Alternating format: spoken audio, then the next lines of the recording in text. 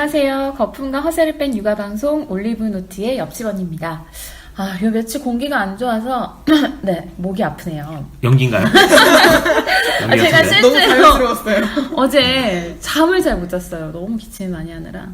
환절기에 대기질도 안 좋은데 여러분 건강관리 다들 네. 잘 하고 계시죠? 왜 이렇게 다들 눈이 다 쳐져 계신가요?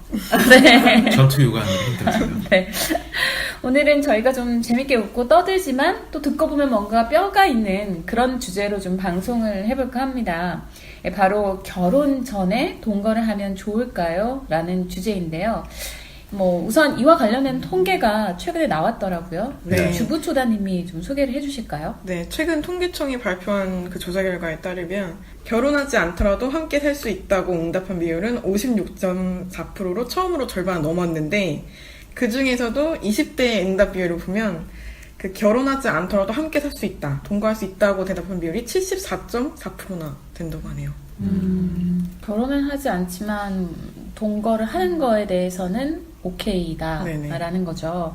참 이거는 많은 의미를 좀 내포를 하고 있는 것 같아요. 우선은 2세를 낳지 않겠다, 결혼과 관련된 의무들을 좀 하고 싶지 않다 등등 이런 걸 내포하고 있는 것 같고, 또 네. 경제적으로 힘들어진 것도 또 이런 통계 결과가 나오는데 좀 영향이 미치지 않았나, 그렇죠. 네, 라는 생각이 듭니다. 그리고 결혼을 네. 해서 실패해가지고 이혼을 하는 것보다는 그냥 네. 아예 안 하는 게 낫겠다 이런 하기도 전에. 것 같아요. 요즘에 워낙 그런 거 관련한 이슈들이 많이 있기도 하고 주변에서도 또 많이 들리기도 하니까 그쵸. 그런 것도 영향을 주겠네요. 근데 사실 우리 같은 경우에는 동거에 대해서 이렇게 생각하는 사람들이 이렇게 많아? 라고 이게 놀랄만한 통계지만 미국이나 유럽 같은 서구에서는 이미 이 동거라는 문화가 훨씬 이전부터 있어 왔잖아요. 그리고 굉장히 자연스럽고. 네. 우리가 대표적으로 좀 성에 대해서 좀 자유롭다라고 알고 있는 이제 프랑스 같은 경우에는 1999년도에 시민연대 계약 제도라는 걸 도입을 했는데요. 이게 이제 실제 동거 가구를 법 테두리 안으로 이렇게 넣어주는 그런 제도인데, 이게 왜 이렇게 그러니까 이 제도를 왜 도입했냐 하면, 프랑스 같은 경우에는 1970년대에 연간 40만 건에 달하던 혼인 건수가 네. 1990년대 후반 들어서 30만 건 아래로 확 줄었어요. 그러니까 그만큼 이제 결혼을 안 하고 동거하는 가구가 많아졌다는 거죠. 그러니까 이런 사람들이 우리를 위한 제도적인 어떤 혜택은 없느냐, 왜 혼인 가구에 대해서만 해주느냐, 그렇죠. 워낙 많다 보니까. 네. 그러다 보니까 이제 프랑스 정부에서 시민연대 계약 제도를 도입했고, 이 제도 같은 경우에는 이제 동거를 하더라도 이제 독신 지위를 유지하면서 결혼한 사람이 아니지만 혼인 가구와 똑같이 가족수당이나 소득세 산정이나 사회보장 급여 같은 거를 똑같이 이제 받을 수 있는 그런 제도고요. 근데 이게 아이가 좀 걸려서 우리나라에서는 동거보다는 결혼을 선호하기도 하잖아요. 그렇죠. 아이와 관련된 그런 거는 어때요? 해외는? 이게 프랑스 같은 경우에도 이 제도가 네. 상당히 괜찮았던 게, 네. 실제적으로 이제 우리는 혼인을 해야 애를 낳는다라는 고정관념을 좀 가지고 있는 부분이지만, 프랑스뿐만 아니라 사실 스웨덴, 독일 같은 유럽 나라들 대부분이 그런데요. 네. 이 동거 커플이라도 네. 아이를 충분히 가질 수 있고, 이 가지는 거에 대해서 주변 사람들이 수군거린다거나 이상하게 생각하지 않고 오히려 일반화되어 있는 상황이라서, 그 시민연대 계약 제도가 도입된 이후에 1993년도 이제 이 제도가 도입되기 전인 1993년도에 프랑스의 그 여성 한 명당 평생 낳는 아이 수가 1.73명이었는데, 네. 이 제도가 도입된 이후인 2006년에는 2.0명으로 이제 0.3명 가까이 늘어난 거죠. 그건 도대체 어떤... 이 부분에 대해서 이제 네. 프랑스 국립인구문제연구소가 네. 분석을 했는데, 네, 네. 시민연대 계약 제도가 도입이 되면서 오히려 프랑스인들이 결혼이라는 이 사회 제도 굴레에서 벗어나가지고 출산을 오히려 자유롭게 한다. 자유롭게. 그럴 수 있을 것 같아요. 결혼이라는 뭔가 그런 법적인 테두리 안에 이게 갇혀버리면 좀 부담이 늘어나는데, 그게 아니라면 조금 더 편하게 또 아이를 낳을 수 있지 않나라는 생각도. 실제로 보면 이게 사실 우리는 비교를 해보면, 그러니까 우리 같은 경우에는 이제 한국은 혼외 출산율, 그러니까 결혼하지 않고 출산하는 경우, 미혼모나 한부모 출산 같은 경우에 그 전체 출산의 1.9% 정도밖에 안 되거든요. 네. 그런데 실제 뭐 프랑스나 아이슬란드, 스웨덴, 노르웨이, 뭐 독일 뭐 이런 나라들 같은 경우에는 50%가 넘어요. 전체 출산율에. 전체 애를 낳는 사람들의 50%는 결혼하지 않은 동거 부부나 뭐 이런 케이스가 많다는 거죠. 그냥 커플인 경우. 그러니까 그 외국 같은 경우에는 이런 문화가 예전부터 있어 왔기 때문에 네. 뭐 혼외자라든지 그 혼외자들을 보는 사회적인 시선들이 따갑지가 않은데 네.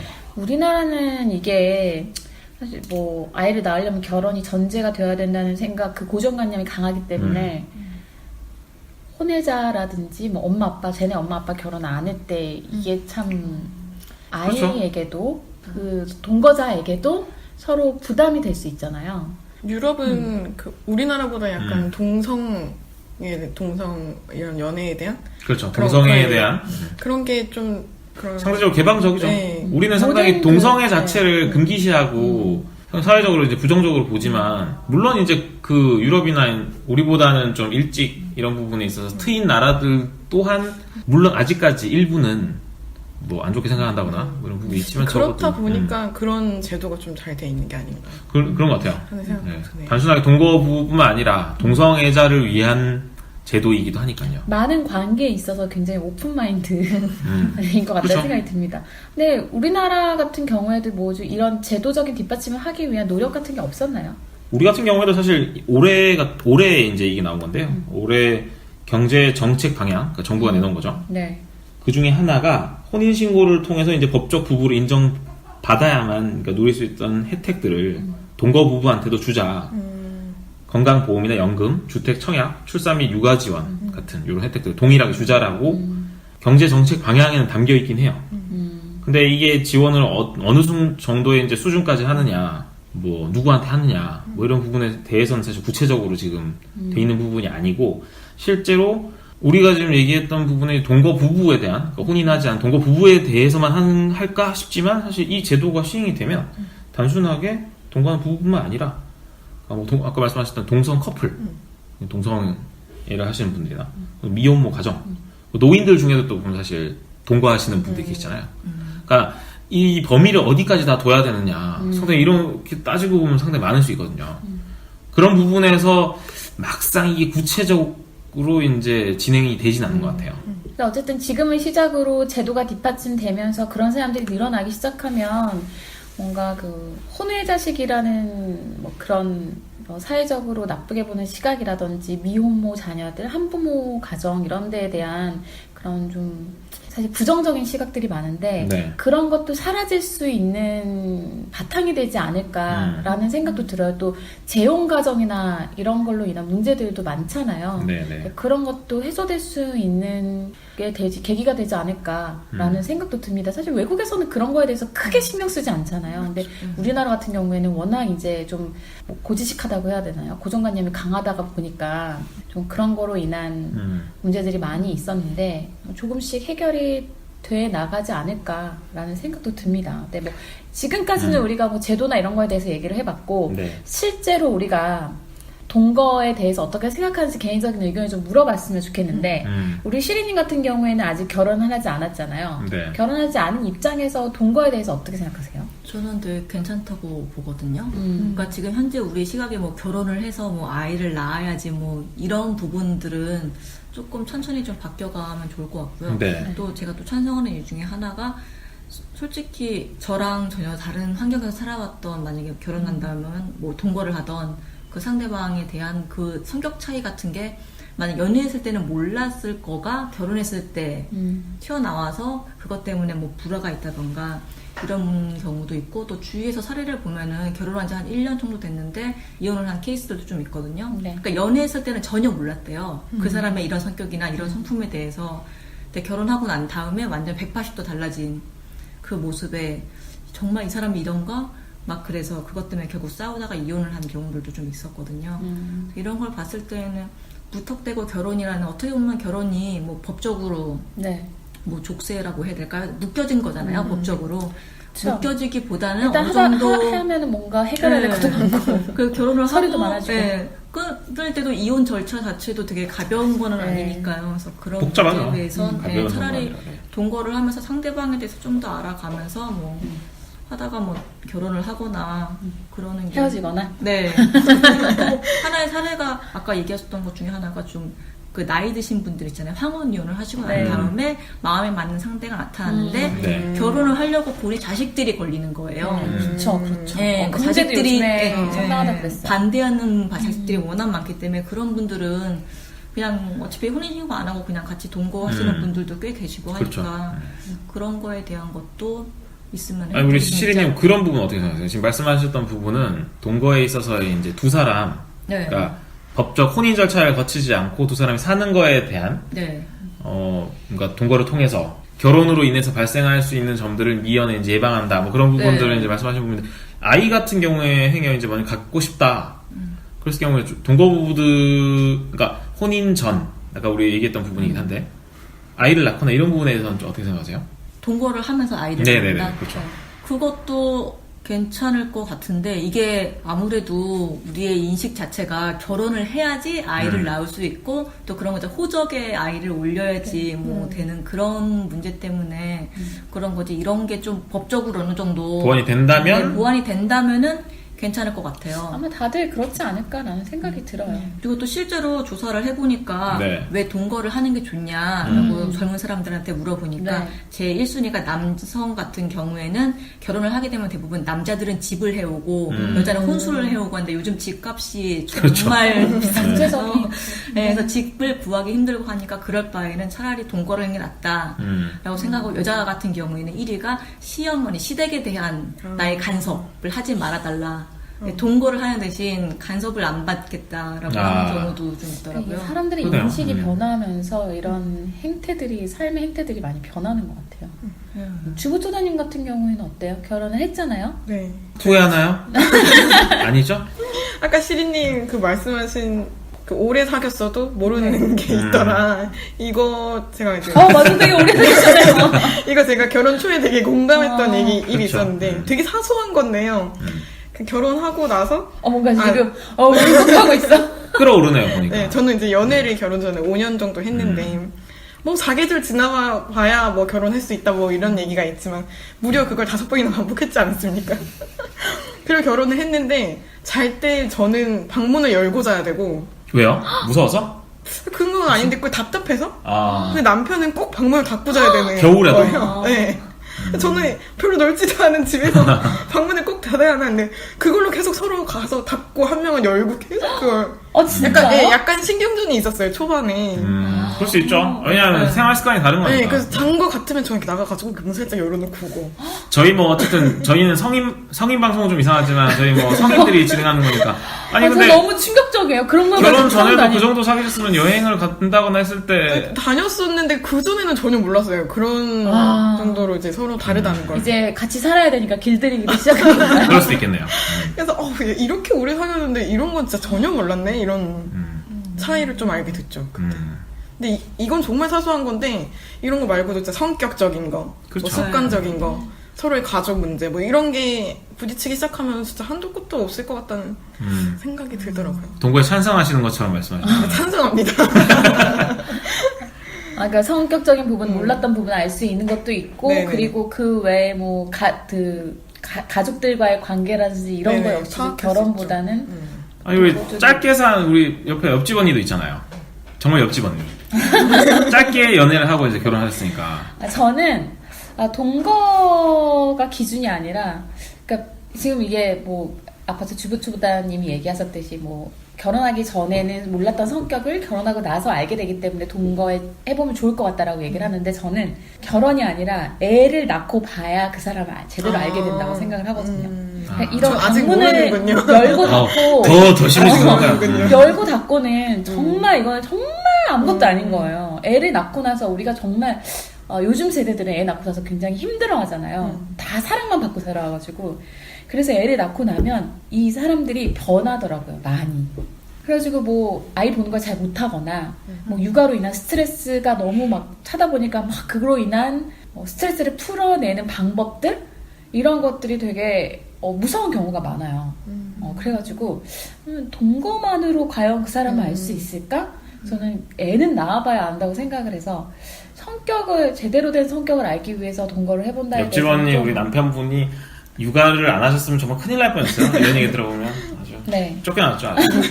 근데 저희 그 상대방 같은 경우에는 저를 보고 놀랐을 수도 있죠. 얘 굉장히 가정적이고 이럴 줄 알았는데 왜 이렇게 애를 못 보지? 이렇게 생각할 수 있을 것 같아요. 그 입장에서는. 그럴 수도 있겠네요. 네. 그래서 저는 그 부분에 있어서는 좀 그래서 동거를 한다는 건 좀 별로인 것 같고 그냥 저는 그 밑바닥까지는 결혼만으로는 알 수 없다고 생각합니다. 아니 동거하면서 지금 우리 얘기한 대로 아이를 낳아보는 그러니까 법적인 제도가 보완이 되고 사회적인 인식에서 이게 큰 문제가 되지 않는다면 사실 동거를 한 상황에서 아이를 낳을 수도 있다고 봐요. 그렇죠. 근데 이제 그 아이를 책임지고 이런 부분에 있어서 그렇죠. 뭐 그게 네. 이제 같이 돼야 되는 부분이겠지만 그런데 아까 얘기했던 뭐 그 외에 막 너무 신경 써야 될 의무들이 많아지고 막 뭐 시댁이며 뭐 처가며 이런 어깨 부담이 너무 많아지잖아요. 그런 거 때문에 동거를 한다면 그거는 좀 오케이인 것 같아요. 저는 이게 결혼이라는 걸 하더라도 이 독립된 가정이 가장 우선돼야 된다고 생각을 하거든요. 근데 우리나라의 결혼의 현실은 이게 독립된 가정이 될 수가 없어요. 이 본 가족에 다 엮여 있어가지고 그리고 본 가족이 2개가 되는 거잖아요. 그러다 보니까 너무 스트레스가 많은 거예요. 근데 동거로 인해서 그런 스트레스 없이 이 사랑하는 사람들끼리 행복하게 살 수 있다면 그거는 오케이. 그냥 결혼이 그냥 결혼이 아니라 얘기하는 게 가족과 가족, 집안과 집안과의 만남이라고 그렇죠. 네. 나를 생각하는 게 아니라 네네. 전부 이쪽 양쪽에 있는 어르신 부모님 세대를 다 생각을 해서 고려를 해서 해야 된다고 많이 얘기하잖아요. 그렇죠. 네, 그게 어렵거든요. 해보면은 어렵고 힘들고 그런 일이라서 우리 그 유일한 청일점인 두둥둥 둥이 아빠님은 저는 사실 네 어떻게 생각하십니까? 우리 조부처담보다도 연애를 해외에서 더 또 오래 오래 했고 사셨기 때문에 올해는 아니고 잠깐 오픈 마인드긴 한데 잠깐 무엇보다 저는 K도 출신 아닙니까? 보수적인 마인드를 가지고 있고 저는 이제 뭐 주부처담보다는 연애를 더 오래 하기도 했고 뭐 그런 부분에서 봤을 때 보면 저도 남자잖아요. 우리 주부초단이 말씀하신 대로 참 남자들이 저도 남자지만 결혼을 하고 나서 참 보면 연애 때와 달리 좀 변하는 부분이 없잖아 있는 것 같아요. 옛날에 뭐 내가 다 해줄게. 많죠. 없잖아요. 많이 변하죠. 근데 서서히 이제 귀찮은 좀 해줘. 밥도 좀 해줘. 뭐 약간 이런 부분도 있는 것 같고. 그러니까 그런 부분에서 충분히 아마 우리 여성분들은 배신감? 사실 큰 배신감 느끼게 돼요. 다 이 잡은 사람 물고기에 밥 안 주는 거잖아요. 약간 그럴 수도 있죠. 그러니까 살다 보면 뭐 생활습관 이런 건 당연히 걸리는 부분이 많은 거고. 근데 그거는 꼭 여자 입장만 아니라 남자 입장에서 그런 게 있어요. 내가 살던 방식이 있는데 아니 그 방식과 너무 다르거나 혹은 내가 좀 더 꼼꼼한 부분이 있는데 이 부분에 있어서 와이프가 별로 중요하게 생각을 하지 않는다던가. 그러니까 이런 부분에 있어서 그래서 보면 결혼을 해서 그 사귈 때는 같이 살진 않잖아요.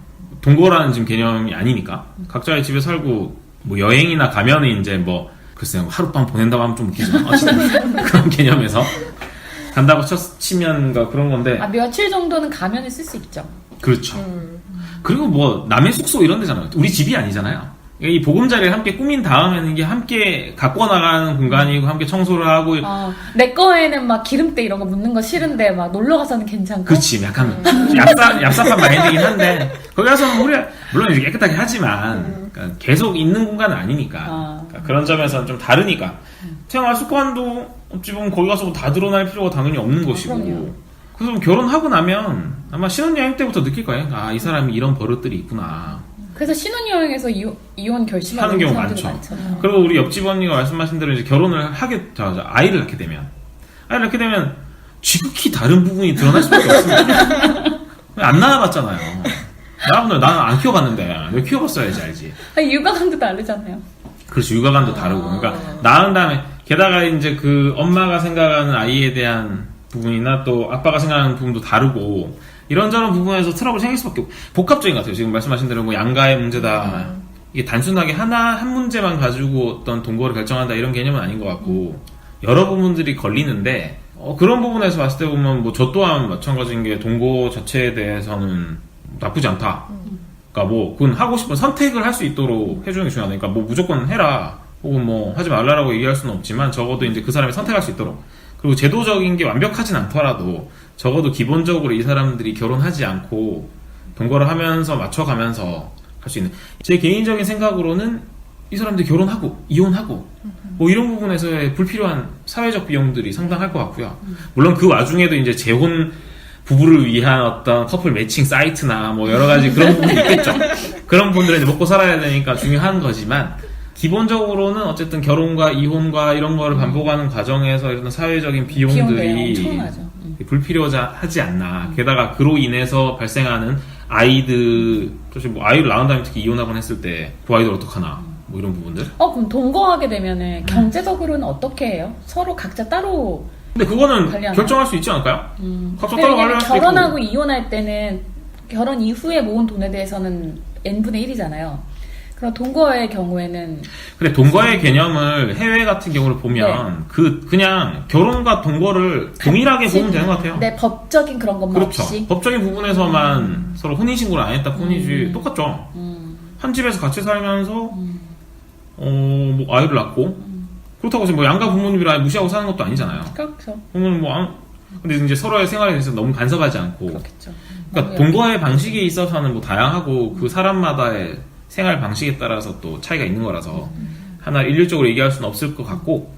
근데 말씀하신 대로 어쨌든 결혼과 동거를 아예 별개로 생각한다라는 것 자체가 이제 우리나라 그런 것 같아요. 네. 그러니까 한국적인 사고에서 그렇지 않나. 한국적인. 그렇게 그러면 생각합니다. 주부초다님 같은 경우에는 네. 나중에 아이를 낳았어요. 네. 그 아이가 엄마 나 결혼 안 하고 그냥 남친이랑 동거할래 혹은 여친이랑 그냥 같이 살기만 할래 그럼 받아들이실 것 같아요. 좀 진지한 관계라면 좀 동거해도 괜찮다고 할 것 같아요. 참 다 진지하죠. 엄마 아빠한테 얘기할 때는 다 진지하죠. 결혼을 아예 안 해도. 네. 그거는 뭐 한번 살아보고 내 생각이 바뀔 수 있는 거니까. 이렇게 본인이 이제 너무 그게 그 싫었나 봐요. 정도였어요? 아니 그 정도로 그래요? 몰랐네요. 남편분 한번 뵙고 싶네요. 참. 네. 한번 참여해야겠네요. 아빠 입장에서는 어때요? 아이가 나중에 커서 아빠 나 그냥 남친이랑 그냥 결혼 안 하고 같이 살래. 전 적어도 지금의 우리나라 사회적인 분위기가 아니라 우리가 얘기한 대로 어떤 유럽적인 사고나 이런 부분들이 좀 더 일반화돼서 동거에 대한 개념 자체가 그렇게 부정적이지 않다면 왜냐하면 나 또한 남들을 의식하진 않을 수 없을 것 같아요. 부모 입장에서 넌 얼마나 개방적이어서 네 딸내미를 그런 식으로 동거하는 게 예쁘냐라고 한다면 나 또한 그런 비난을 받는 게 두려워서 쉽게 허락을 못 할 것 같은데 만약에 이제 뭐 저도 수십 년 이후겠죠? 적어도 20년 이상이어야 하죠. 네. 그렇죠. 아예 어리니까. 그런 점에서 봤을 때 그때 시대상이 이런 부분에 있어서 크게 문제가 되지 않는다면 근데 지금 또 저는 사실 그런 부분을 떠나서 나쁘진 않다라고 생각해요. 그러니까 무조건 적극적인 찬성이라고 얘기할 수는 없겠지만 충분히 그러니까 거기에 있어서 만약에 이 아이들이 제대로 된 판단을 하지 못하면 옆에서 코치를 할 수 있는 거고요. 뭐 그걸 너무 강제적이지 않도록 동거에 있어서의 생길 수 있는 문제점들을 이들이 생각하지 못하는 부분들을 오히려 주변에 있는 부모들이 조금 더 살아본 사람으로서 얘기를 해준다던가 생활에 있어서 간섭 개념이 되면 안 되겠지만 그러니까 그런 부분에서는 전 선택적인 찬성입니다. 선택적인 찬성. 저 같은 경우에는 고민이 되네요. 쉽지 않을 것 같아요.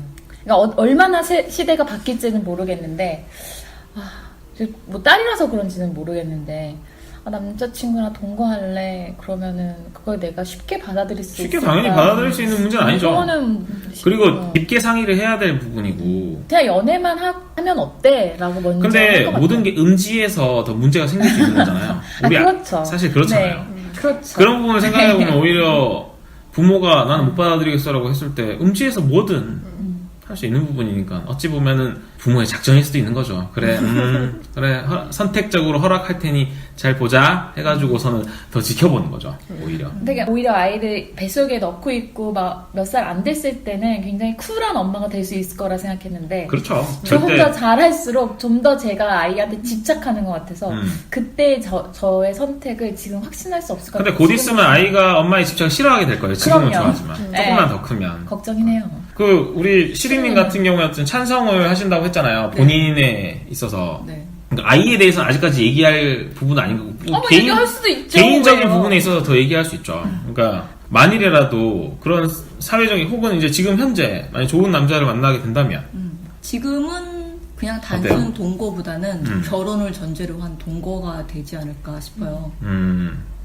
근데 근데 어머님이 안 보내주실 것 같은데. 아니, 근데 당연히 부모님은 제가 동거를 만약에 한다면은 하는지 안 하는지에 대해서는 전혀 모르게 동거하겠다고요? 독립하겠다. 그러니까 말씀하신 부분은 왜냐면은 제가 저 동거할게요라고 하면은 저 어딘가 끌려갈지 몰라요. 결혼을 전제로 한 동거라고 이제 말씀하신 거는 그러니까 독립된 가정, 그러니까 독립된 그래서, 상황에서 혼자 네, 독립한 그 사람과 상황에서 결혼을 해도 된다는 확신이 섰을 때, 섰을 때 먼저 합쳐서 살고. 물론 그분의 동의도 필요하겠지만. 네, 그건 그렇죠. 근데 만약에 제가 20대 뭐 초반이나 중반 정도 돼서 우리 동거할까라고 우리 신부님 나이 모르는데. 이때 초중반 아니신가 아니신가 보죠? 봐요. 아, 네. 그러네요. 후반이신가 보죠. 후반. 후반이신가 보죠. 그런 제안을 받았다고 하면은 좀 더 고민했을 것 같아요. 왜냐면은 아무래도 아직 저의 그 어렸을 때부터 배워왔던 뭐 교육 환경이나 이런 거에서는 무조건 결혼을 해야 된다라는 전제가 어느 정도 깔려 있잖아요. 그렇죠. 그래서 그런 거를 봤을 때는 20대 중반에는 그냥 연애만 하지 않았을까, 사귀기만 하고 동거보다는. 네. 하지만 말씀대로 20대 그런 젊은 친구들 같은 경우에도 결혼을 전제로 동거를 할 수도 있어요. 네, 결혼이라는 그렇기도 건 언제 하지만 하는지 20대예요? 20대에 할 수 네, 있죠. 많이. 왜 그런. 실제로 우리 주부초당 같은 경우 20대에 결혼했었고요. 그러니까 뭐 그런 부분에서 너무 봤을 때 빨라. 보면 말씀드린 게 결혼을 전제로 네. 한 동거는 지금도 네, 결혼을 물론 전제로라면 부모님께는 조건이 붙죠. 비밀로. 미안하지만 좀 비밀로. 왜냐면 아마 대부분의 부모님들이 그렇죠. 지금 쉽게 받아들이기 연세에서는 어렵죠. 절대 찬성하진 않으실 거거든요. 아마 데려다가 머리를 일단 근데 만약에 우리 시리님 부모님이 너무 흔쾌히 참 그래 잘 생각했다. 혼기를 맞았는데 해야지 라고 하신다면 땡큐 하면서 하셔야겠네요. 그거는 부모님도 집도 막 다 구해주시고. 했는데, 아, 네, 저 진짜 질문이 하나 또 생겼어요. 만약에 동거를 하게 되면 집 문제는 어떻게 해결하는 걸까요? 막 계약서를 쓰지 않을까요? 그러니까 동거 계약이나 뭐 결혼 계약 이런 거를 많이 쓴대요. 법무사 공증을 받으면 그렇죠. 됩니다. 혼자 네. 계약서도 해서- 공증을 받잖아요. 네, 그래서 공증식 받아서 뭐 재산은 뭐 어떻게 할 것이며 뭐 살림 같은 거는 우리는 뭐 어떻게 할 것이며 뭐 세세한 그런 거에 대해서 전부 계약서를 써서 계속 업데이트가 되면서 아니 이거 해보신 분 같은데요? 잘하실 것 굉장히 같아요. 잘하시잖아요. 네. 잘하시네요. 그런 거 있는지 몰랐어요. 저희 뭐 비밀스럽게들 하신다니까 우리가 알 수가 없잖아요. 지금 하고 계실 수도 있는 부분이고. 근데 그러게요. 말씀대로 계약서 이런 건 중요한 것 같고 경제적인 부분은 사실 그 마음만 가지고서 살 수 있는 건 아니잖아요. 맞아요. 동거 그러니까 산다라는 게 결혼이라는 것도 결국에 보면 합치게 되니까 이 혼인을 하게 되면서 발생하는 법적인 부분을 함께 나눠 가지는 거고 책임 여하도 함께 나누던가 아니면 각자한테 규칙 사유가 있는 부분을 따지는 거니까 그런 부분에서 보면 경제적인 부분도 당연히 뭐 계약서를 쓰든 어쨌든 좀 더 그러니까 저는 이 부분이 남자 입장에 생각했을 때 아까 우리 옆집 언니가 말씀하셨나요? 아니면 주부초사님이 말씀하셨나요? 그 우리나라 사회에서 어쨌든 결혼할 때 아직까지도 네, 지금까지도 집은 남자. 예를 들어 솔직히 예를 들어서 뭐 아니 뭐 적어도 아파트 전세는 남자 쪽에서 구해와야지 뭐 이런 얘기를 여전히 10평대 이상 정도는 돼야지. 뭐 그런 이런 거. 얘기들을 네. 아직까지 하는 상황이니까 그런 부분에서 봤을 때 보면 남자 입장에서는 상당히 그런 부분을 좀 줄일 수 있지 않나. 그러니까 동거를 했을 때 그런 재산적인 부분을 뭐 똑같이 나눈다든가 혹은 뭐 6대 사실 뭐 그거는 좀 소득에 따라 또 다른 부분이겠죠. 그 갖고 있는 자산이나 그러니까 그런 부분에서 적어도 결혼할 때처럼 뭐 남자가 다 해야 그러니까 이분 해야지 뭐 이런 개념은 좀 벗어날 수 있지 않을까. 그런 부분에서 오히려 혼인에 대한 그러니까 그 가정을 꾸려서 뭐 아이를 낳고 하는 부분에 있어서 젊은 세대들 저보다도 더 젊은 세대들이 부담을 조금 덜 느낄 수도 있지 않을까. 남자들이 주로 동거 같은 경우에는 이미 독립해서 나와 있는 사람과 살림을 합치는 경우가 많지 않나요? 새로운 집을 구하는. 그거는 경우가. 뭐 글쎄요. 그거는 아니, 케이스마다 다르죠. 영화나 이런 거 보면 항상 외국 그렇죠. 친구들 외국 보면 영화에서는 뭔가 이렇게 약간 공장 느낌이 나는 그런 질척된 비비는 거죠 사실. 그런 개념인데. 누군가 한 명이 이제 합치면서 그렇죠. 살잖아요. 빈대 개념으로 들어가서 부끄러기도 하고요. 그러니까 그거는 뭐 상황에 따라서 한 사람이 집이 있고 사는 집이 있으면 굳이 거기 들어가면서 생활비를 뭐 그러면 들어온 사람이 부담한다던가 뭐 방식을 여러 가지 나올 수 있죠. 근데 이렇게 동거 이 문화가 정착이 되면 집에 대한 그런 소유의 관념도 많이 없어질 것 같기는 해요. 그렇죠. 그죠? 이 집을 결혼할 때 사서 뭐 이 정도는 해주세요 이런 게 있었던 것도 이 아이가 가정을 이뤄서 거기서 계속 살 거라는 그걸 생각하고 했었는데 그게 아니고 이 사람들이 뭐 언제 어떻게 될지 모른다는 가정하에 동거는 하는 거잖아요. 그러니까 그런 부분에서 보니까 집이든 혼수든 맞아요. 예. 사실 결혼을 하면서 아까 우리 시리님이 말씀하셨지만 양가가 얽혀 있다라고 하는 게 양가 쪽에서 사실 그 혼수도 준비하고 뭐 집을 준비한다던가 혹은 서로 뭐 폐물을 주고받고 돈을 주고받기도 하잖아요. 뭐 살 걸 사야 된다고 하고 그런 부분들이 이제 사라지는 거죠. 그러니까 그런 부분에서 부담이 많이 없어지면 실제적으로 커플이 더 많이 생길 수 있고 그렇겠네요. 그래서 보면 프랑스의 사례 아까 말씀드렸지만 출산율이 높아질 수 있어요. 왜냐면 결혼 준비 과정에서 헤어지는 커플들이 정말 많잖아요. 정말 사랑하지만 양가 부모님들께서 이렇게 틀어지시면서 헤어지는 예를 들어 저 같은 경우들 제가 옛날 첫사랑이 그런 슬픈 사연들이 이렇게 말씀하셔도 될지 모르겠지만 어쨌든 네. 네, 근데 그런 경우가 없어지면서 좋은 것도 많이 있겠네요. 그렇죠. 그 충격으로 인해서 또 결혼을 미루게 되는 경우들도 많이 있거든요. 그런 부분에서 빨리 이게 도입이 돼서 그러니까 법적인 제도가 좀 마련이 돼가지고 우리 시린님이 좀 편안하게 남자를 만날 수 있도록 사실 좀 돼야 되지 않겠습니까? 어떻게 생각하세요? 아니 이미 잘 저기 하고 계신데 왜? 이미 살고 계신 거예요? 아니 우리가 아까 얘기한 것만 들어봐도 너무 사실, 잘 알고 예, 계시고. 그러니까요. 네. 주위의 사례라. 늘 주변의 사례라고 말씀하시는데 원래 우리 친구들 얘기를 하면서 본 얘기 많이 하잖아요. 아 그럼요. 네, 그런 부분들을 이해해요. 아니 나 그 계속 잘 괜찮습니다. 하고 계시면 될 것 같아요. 약간 우리나라의 동거 문화가 정착하는 이 선두 주자로서 네, 효시가 됐으면 좋겠습니다. 네, 좋은 사례로 계속 이어져 나갔으면. 근데 이게 네. 제가 이제 첨언을 하자면 처음에 말씀드린 부분이지만 올해 이제 경제 정책 방향에도 네네. 결혼하지 않은 동거 부부들에 대해서도 혼인한 부부와 마찬가지로 혜택을 주자라는 그 얘기가 나왔잖아요. 네. 근데 이게 사회적 인식이 물론 가장 중요하겠지만 실제로 이게 법적으로 우리나라에서 이 제도적인 부분이 마련이 되려면 걸리는 게 상당히 많은데요. 그렇죠. 실제적으로 이제 국민건강보호법이 걸리고 소득세법, 임대주택법, 남녀고용평등법, 의료법, 아동복지법 그러니까 이 다 개정되어. 개정돼야 된 법만 지금 한 13개 정도 된다고 해요. 그러니까 실제로 되기가 매우 어렵다는 얘기입니다. 그렇죠. 그런 부분에서 봤을 때 보면 우리 시리님처럼 비밀스럽게 하는 것도 나쁘지 않다라고 이제 생각이 들어요. 시간은 걸리겠지만 어쨌든 이런 화두가 이제 던져진다는 것 자체가 네. 앞으로의 변화가 있을 거라는 거를 예상을 하고 있는 거니까 네네. 조금씩 이제 인식의 변화가 그리고 지금 현재 이 동거에 대해서 찬성하는 20대들이 많은 이 세대들이 30대 경제적인 그렇죠. 주축이 되는 30대가 되면 아무래도 이게 본격적으로 좀 결국에 논의가 이제 되지 않을까. 사회적 여론이 네, 이쪽으로 그거에 대한 가고 있는 찬성하는 거잖아요. 분위기니까 네. 실제로 뭐 경제 상황도 그렇지 않습니까? 이 결혼해서 쉽지 않잖아요. 맞아요. 아니 근데 부모들도 똑같아요. 우리 세대는 아이들을 책임지기 그렇죠. 조차 힘든 경제적인 상황이잖아요.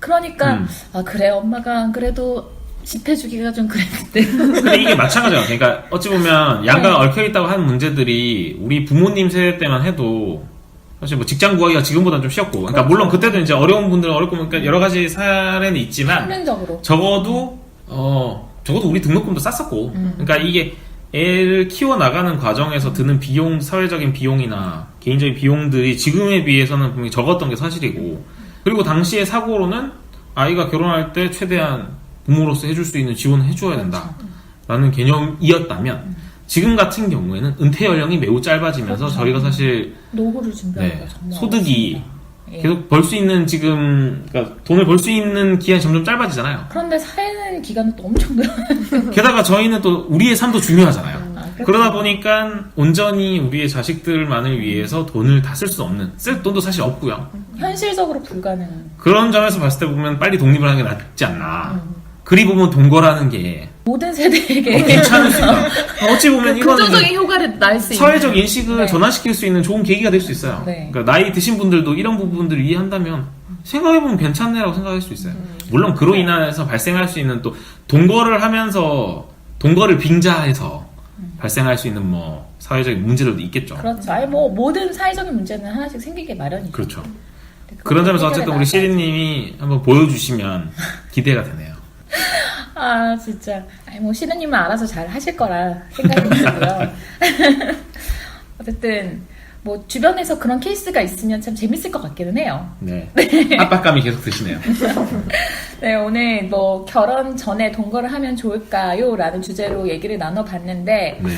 일단 뭐 시대적인 흐름이 일로 가고 있기 때문에 뭐 우리가 언젠가는 이 동거 문화가 정착하는 그때가 올 것 같다는 생각이 듭니다. 뭐 그와 관련해서 얘기하실 때 뭐 법안이 개정될 게 많다라고 뭐 얘기를 하셨는데, 뭐 시대가 흐르면서 뭐 인식도 같이 변화한다면 법 개정도 빠르게 되지 않을까, 그렇죠. 네. 라는 생각이 듭니다. 어쨌든 이로 인해서 긍정적인 효과들이 이미 선진국의 사례를 통해서 많이 나타난 걸 확인을 했으니까 네. 우리나라 저출산 문제도 극복할 수 있고 뭐 그런 걸로 봤을 때 우리나라에도 참 좋은 영향을 미치지 않을까라는 생각이 들어요. 그래서 저도 딸이 만약에 나중에 동거를 해도 될까라고 하면 흔쾌히 오케이를 하는 방향으로 지금 생각을 네. 바꾸시고 계신 거예요? 네, 그래야 되겠다는 생각이 좀 들었어요. 방송을 이제 하다 보니까. 내가 내 자식인 책임지기 힘드니까. 어떻게 할지 확신을 할 수가 없어서 어떻게 될지 제가. 네, 그렇네요. 오늘 내용 참 괜찮았던 것 같아요. 그죠? 네. 우리 자체적으로 되게 유익했어요. 우리 시리님이 또 이제 기대가 되고요. 네. 여러분 앞으로도 시리님을 많이 기대해 주시고요.